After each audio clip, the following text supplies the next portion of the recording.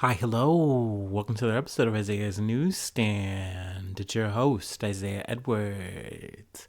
The date is January the 16th, 2024. Hope this episode finds you well, in good spirits, and high hopes. As for me, I'm doing pretty good. Once again, I'm trying to stay warm in this cold world. Let's see. Work was nice. It was good to be back, for whatever that's worth. More or less another light day. I did find some relief in the back of maintenance. They hooked up a heater for themselves. They still are working on fixing mine. Fingers crossed that happens before the season is through. But, all the same, we made the most of the day. It was nice. It was cool. Maybe a little too cool. But, let's see. Food corner from the other night. It was a beef and rice bowl, but I will say I had some guacamole that I got for like my little snacking, a little pita chip, pretzel chip thing that I got going on. That's still a thing. But yeah, I had some guacamole, and I knew when I was at the store getting it for these chips, I was going to use at least some of it for my beef and rice bowl. And I gotta say, it took it up to another level. I was very happy. Also had a bit of fresh tomato in there too, so that was nice. Nice little add-ons. It's the little things, you really notice it. Let's see here. Other than that, though, nothing else to really get hype about. Same old, except it's Tuesday. It's Tuesday, bruv. I don't know where that accent came from. Just came from deep within. Okay. Let me stop acting and let me do my startup, and then we'll get into some news. How's that sound? Hopefully good. Hopefully you're still with me. Hopefully you haven't just clicked off. But if you have, I think we've made it to about the minute mark, so that's A-okay. I said it before, I'll say it again. I love my clickers.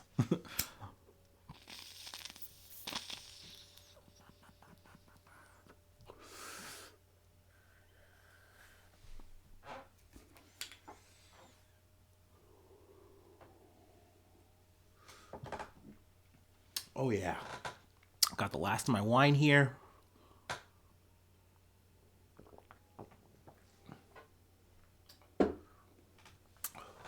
This is a bit of a random aside. Beyond this is, a little bit old last year news, but Snoop Dogg, how I said he was stopping smoking. Well, apparently that was a lie. It was just a little bit of a company campaign ad that he was a part of. But it turns out that that company has not been making money. I think they were making like a smokeless humidifier or something like that. Not a humidifier, something that you might warm yourself with. I don't fucking know. Nobody cares. It's kind of part of the point I'm making here. And it was weird that they had Snoop do all that because shit, I thought that he really stopped smoking. Anyway, I know that's unrelated to everything, but I gotta get my news in where I can. All right, let's get into the good shit, the real shit. This isn't good, but it is definitely real. From Reuters, Iran strike. Excuse me. Iran strike sparks dispute with Iraq as fears of regional upheaval grow. An Iranian missile strike on targets in northern Iraq set off an unusual dispute between the neighboring allies on Tuesday, with Baghdad recalling its ambassador in protest and Tehran insisting the attack was intended to deter threats from Israeli spies. Iran's Revolutionary Guards hit what they called an Israeli espionage center in Iraq's semi-autonomous Kurdistan region. Iranian media reported late on Monday, while the elite forces said they also struck in Syria against the Islamic State. And the strike in Syria was in relation to the bombing that we had covered, I want to say, a month ago? With, maybe not even so much a month ago, but against, was it Qassam Soleimani? I'm probably getting that name wrong. But that military commander that they were having like a celebration for his funeral, type of thing, in commemoration. And I believe like 100 people were killed. So yeah, that was in response to that. But naturally, this is sparking concerns that yet again, are tensions and, is this conflict increasing, from the Israel-Hamas war, even though, it's kind of separate stuff, but it's all kind of, muddling back together, it seems. Let's see here. The Guard said the late Monday attack, Iran's first direct military strike in the region linked to the Gaza war was in response to Israeli atrocities against several of its commanders and those of Iranian allied forces around the Middle East since the conflict started. Iraqi Prime Minister Mohammed Shia al-Sudani, said the attack was clear aggression against Iraq and a dangerous development that undermined the strong relationship between Tehran and Baghdad, state media reported. Also, another notable thing from this was the strike on a residential area near the U.S. consulate in Kurdistan capital Erbil was described by Iraqi Kurdistan Prime Minister Masroor Barzani as a crime against the Kurdish people, in which at least 4 civilians were killed and 6 injured. Multi-millionaire Kurdish businessman Peshawar Dizzy and several family members were among the dead killed when at least 1 rocket crashed into their home, Iraqi security and medical sources said. So yeah, I believe that they were saying that this was a Mossad headquarters, Israeli spies. And they're saying, look around, no one here was a spy for Israel. So, I don't know the details on this, or, my speculation hat isn't on. I have no idea. I'm in the buff. I don't know. But definitely this was a big development. Let me see what else I want to pull here. Here we go. I'll read this other statement, quote here. Well, not quote, but Islamic State claimed responsibility for 2 explosions in Iran this month that killed nearly 100 people and wounded scores at memorial for top commander Qasem Soleimani. Jeez, man, I have no sense of time. I'm sitting here thinking that shit was December, but no, it was top of this month. Okie dokie. So yeah, I mean, this was a big deal. I know, a lot of, Western powers are, chirping about it. France, the U.S., they're calling it reckless. They're saying this is not good. It's only going to make things worse, which I'm that's crazy, especially from anyone in the U.S. talking that shit when it's I'm pretty sure you guys are escalating this conflict in your own special way. So, maybe not call the pot black here. Kettle black, whatever the fuck that little parable goes. Anyway, let's move on to the next beat. Let's take it to the states. We got to talk Iowa caucus action. From the Associated Press, Trump notches a commanding win in the Iowa caucuses as DeSantis edges Haley for second place. Gotta love that headline there. Former President Donald Trump scored a record-setting win in Iowa caucuses on Monday with his rivals languishing far behind, a victory that affirmed his grip on the 2024 Republican presidential nomination. Now I gotta say, I mean, this seemed very, matter of fact. I've said this before, this shit might as well be on rails at this point. But, a lot of media fascination, hell, a lot of my podcasting peers, what have you, there's a lot of talk about, well, who is actually in second in this conversation and what do they stand to gain? People saying well, maybe, they're going to be, either just getting better political standing in the future. Maybe they're gunning for a 2028 situation. Maybe they're really trying to be the Trump running mate at the end of the day. I don't know, but to be fair, this shit was kind of like a snoozeville, kind of a nothing burger. But it was interesting to see the numbers, when everything kind of shook out. Also crazy that, in Iowa, I've been talking about how bad the weather has been lately in America. In Iowa, it's been one of those areas that's, really fucked up, super fucking cold.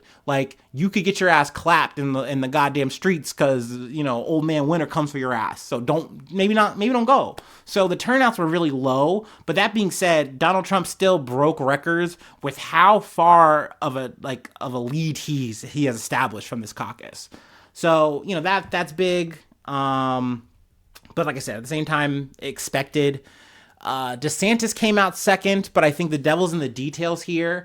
The fact that he and Vivek Ramaswamy went edge to edge on Iowa. They were just fucking deep-throating anyone who would listen and talk to them, and they were just trying to do the best they could to get as much eyeballs on them and prove their worth to Iowa and really set the tone for their campaign. And for DeSantis, it's kind of meager to not just come in second, but then to have Nikki Haley trail right behind you. Literally right fucking behind you. I think he had like 21 and she had 19. So it's definitely, yet again, it's looking like Nikki Haley somehow, even though she's third in this conversation, she's like playing power bottom, and we're going into New Hampshire and people are talking more about her than like anybody else. It's like Trump and her in the conversation, really. So I mean, it definitely seems like maybe of the people I've just mentioned in all of this, DeSantis is like the biggest loser, and then I guess we got to pour one out for Vivek because he's out, he's gone, R.I.P. Maybe next time, bud. I don't know. I mean, it's one of those cruel, sad things where it's like he played the best game he could in the sense of like trying to give the people what they wanted, which is like this MAGA guy that's not Trump, like the future of the campaign, the future of the party, I should say. And like, it's almost like they just wouldn't accept it because he was too brown. And I hate that. As a brown man, as a black man, that bums me out. You know what I mean? This guy really thought, he's like, man, I could just be Republican Obama and they'll love this shit. They'll eat this shit up. And they didn't. Like, they didn't. Like, at the end of the day, there are people who, like, latched onto the message, but it's almost like they were closing their eyes to do it. And, like, I was, like, the first example of, like, people saying, well, if I'm going to vote with my, my actual vote, I'm not giving it to that guy. And sure enough, he realized that, like, from Iowa, he doesn't stand a chance in New Hampshire in the future, so he's out now. Also, officially, Asa Hutchinson is out. I literally forgot that fucking guy was here. He was a goddamn invisible man. But yeah, he's officially out too. Glad he finally saw the forest of the goddamn trees. So yeah, I mean, that leaves us with Trump, DeSantis, and Haley. Going into New Hampshire, I think that's coming up soon. They're all making the rounds. They're fighting the good fight. They're putting their fucking big boy boots on if you're DeSantis.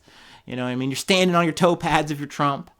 But yeah, I mean, I really do think that this is a shoe-in for Trump. And, like I said, we're just on the rails. But, you got to cover the bumps when they come. The moments, the big ones.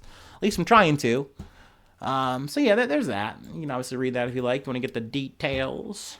But yeah, let's move on. A bit of an update on a serial killer case we covered last year from Good Morning America. Trove of new evidence released in Long Island serial killer case as new murder charge added. A slew of new evidence was released by prosecutors on Tuesday in the case of alleged Gilgo Beach serial killer Rex Heuermann, including travel records showing Heuermann's family leaving town during the alleged murders, the suspect's illicit online searches, and investigators' attempts to secure DNA evidence from his daughter. The release of evidence comes as Heuermann, 60, was charged with murdering 25-year-old Maureen Bernard Barnes, who disappeared in 2007 while working as an escort, with prosecutors linking him to her death through DNA and other evidence. Defense attorney Michael Brown entered a not guilty plea on Heuermann's behalf to the second-degree murder charge in Suffolk County Court on Tuesday. The former Long Island architect had already been charged in July with murdering 3 other escorts on New York's Long Island. Like those victims, Megan Waterman, Amber Costello, and Melissa Barthélemy. The remains of Bernard Barnes were found in a desolate spot along the ocean near Gilgo Beach in December of 2010. Prosecutors in a new court filing said Heuermann's now estranged wife, Asa Ellerp, and his children were out of town when Bernard Barnes disappeared and was killed, fitting an alleged pattern of Heuermann being home alone when the other 3 were killed. So yeah, I mean, they show records, like cellular, telephone, billing records, also like credit card statements and stuff like that to show like, hey, they were in Atlantic City and, from this time to this time. And that left Rex Heuermann with the amount of time to do the kind of things that he wanted to do, which was some sick, fucked up shit. Let's see. Based on the foregoing, the murders of all four victims occurred at times when defendant Heuermann's wife and children were traveling out of state, which allowed defendant Heuermann unfettered time to execute his plans for each victim without any fear that his family would uncover or learn of his involvement in these crimes. So yeah, I mean, they were able to pull history from like two phones, and it really just kind of showed how he went about not just like what were some of his like dark proclivities and things that he was interested in, and just through some of his searches and things like that, but also it would show how he would like kind of mask and cover up his tracks and use the technology that he had to like either stalk the victims' families, get access to, either like digital footprints and like mess them up and mark them up in a way that makes it so it's not as like incriminating or leading to him.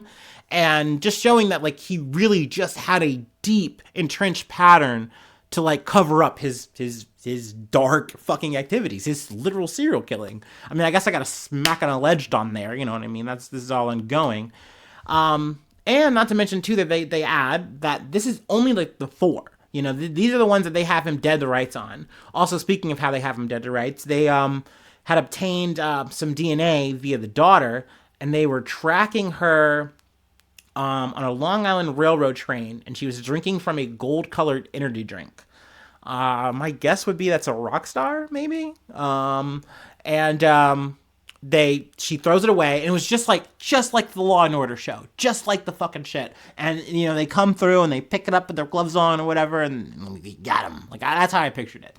So yeah, that shit's deep. It's crazy that they literally didn't even have to track him; they tracked the daughter. But I know that they had their teeth on this guy for a long time. They really knew that it was him. They just needed to get all the evidence that they could because they really want this shit to stick. So obviously, I hope that they do. But there are other people that have been murdered and left dead on that beach. The deaths of 6 other victims found near Gogol Beach between 1996 and 2011 remain unsolved. So, I don't know if those are linked to him and these are the strongest ones. We don't know if their bodies left by like mob motherfuckers. Who knows? You know what I mean? But yeah, I just wanted to give the update on this. We'll definitely keep you posted as this continues. But yeah, big news, big news. Let's move on to our last bit. It's got me a little ruffled, but we'll get into it. Let me take my last break, and then we'll do this update.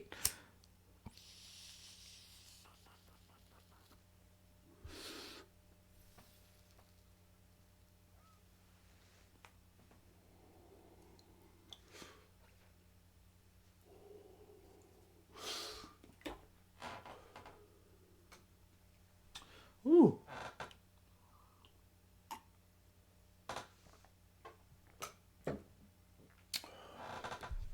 All right. From The Guardian. World's oldest dog title under review as claim is investigated. Bobi, the Portuguese Mastiff, who had comfortably clinched the title of the world's oldest dog ever by the time he died last October at the apparent age of 31, is having the distinction reviewed after doubts about his lifespan gave officials at the Guinness World Records, or GWR, pause for thought.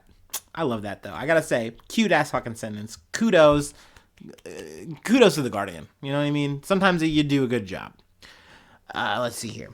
The canine's demise made headlines around the globe and prompted a tribute from GWR, which declared him both the world's oldest living dog and the oldest dog ever in February of 2023.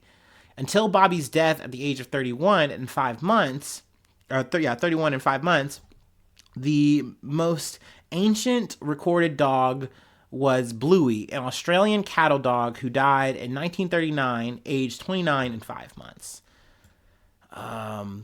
However, the tributes were swiftly followed by scrutiny and suspicions about Bobi's record-breaking age, which equates to more than 200 human years.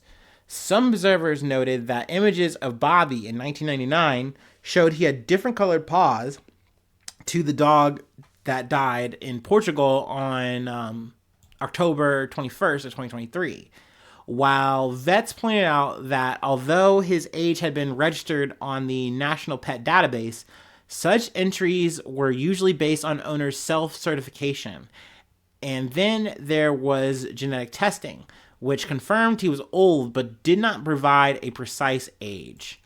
So yeah, I was listening to the BBC, which I want to do on a daily basis, and I believe I heard Jandy Chambers talk.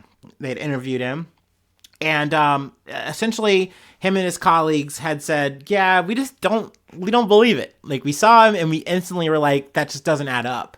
I think they said that the average age for Portuguese Mastiff is like usually like they top out around 15, 16 dog years. So him making this age is like, wow, like that's kind of biblical.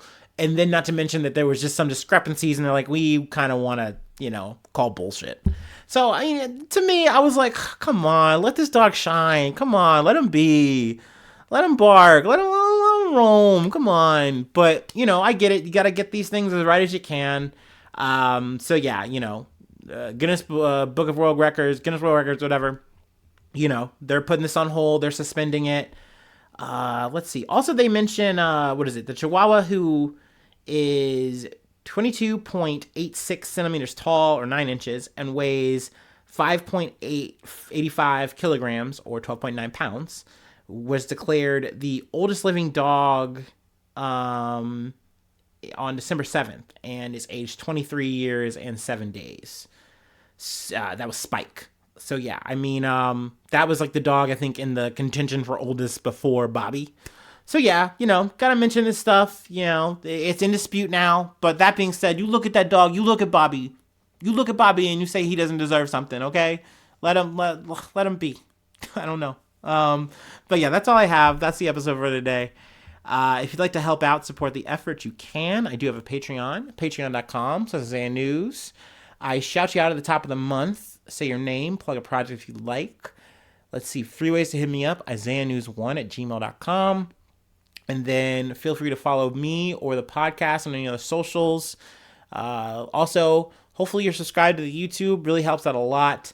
And hopefully you'll like it. Hopefully you comment a cool little comment. That means a lot. It helps out a lot. It's good for the algorithm. So yeah.